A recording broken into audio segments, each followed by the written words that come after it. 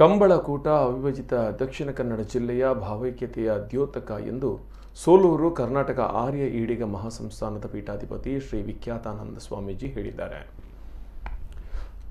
ಅವರು ನಾವೂರು ಗ್ರಾಮದ ಕೋಡಿಬೈಲಿನಲ್ಲಿ ಮಾಜಿ ಸಚಿವ ಬಿ ರಮನಾಥ್ ರೈ ಅಧ್ಯಕ್ಷತೆಯಲ್ಲಿ ಭಾನುವಾರ ನಡೆದ 11ನೇ ವರ್ಷದ ಮೂಡೂರು ಪಡೂರು ಜೋಡುಕೆರೆ ಕಂಬಳವನ್ನು ಉದ್ಘಾಟಿಸಿ ಮಾತನಾಡಿದರು. ರೈ ನೇತೃತ್ವದಲ್ಲಿ ಪುನರಾರಂಭಗೊಂಡಿರುವ ಕಂಬಳ ಸಾಮರಸ್ಯದ ಸಂದೇಶವನ್ನು ಎಲ್ಲೆಡೆಯಲ್ಲೂ ಪಸರಿಸಲಿ ಎಂದರು.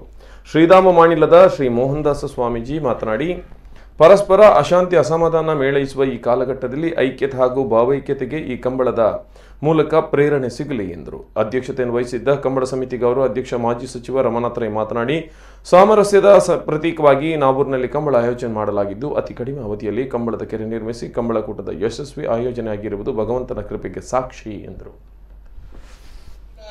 ಮೂಡೂರು ಪಡಲು ಜೋಡುಕೆರೆ ಕಂಬಳ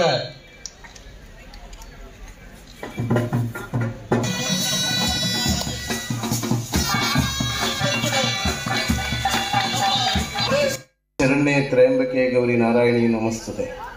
ಶರಣಾಗತ ದೀನಾರ್ಥ ಪರಿತ್ರಾಣ ಪಾರಾಯಣೆ ಭಕ್ತಾಭಿಷ್ಟಪ್ರದೇ ದೇವಿ ಶಕ್ತಿರೂಪಿ ಸನಾತನಿ ಗುಣಾಶ್ರಯ ಗುಣಮಯ ನಾರಾಯಣಿ ನಮಸ್ತುತೆ. ವಿಶೇಷವಾದ ಇಲ್ಲಿ ಬಂಟ್ವಾಳದ ಕಂಬಳ ಕಾರ್ಯಕ್ರಮ ರಮನಾಥ್ ರೈಕಲು ಸಾಮಾಜಿಕವಾದ, ಧಾರ್ಮಿಕವಾದ, ಶೈಕ್ಷಣಿಕವಾದ, ರಾಜಕೀಯವಾದ ಬಂಟ್ವಾಳ ತಾಲೂಕು ಭಾರ್ಯಾತ ಕಾರ್ಯಕ್ರಮ ದುಂಬುಲ ಮಂತಿದ್ದೀರಿ. ಅಂಚೆನೆ ಅದು ಕಂಬಳ ನಡಪಾದು ಎಷ್ಟೋ ವರ್ಷ ಉಂದುದಿತ್ತು. ಅವೇನು ಪುನರ್ಚಾಲನೆ ಕೊರಪುನ ಕೆಲಸ ಮುಂತ ಜನಗಳು ಭಾರಿ ಪ್ರೀತಿಡು ನಮ್ಮ ತುಳುನಾಡದ ಪರಂಪರೆ, ತುಳುನಾಡದ ಇತಿಹಾಸಡು ಕಂಬಳಡು ಸಾಮರಸ್ಯದ ಒಂದು ಶಕ್ತಿ ಉಂಟು.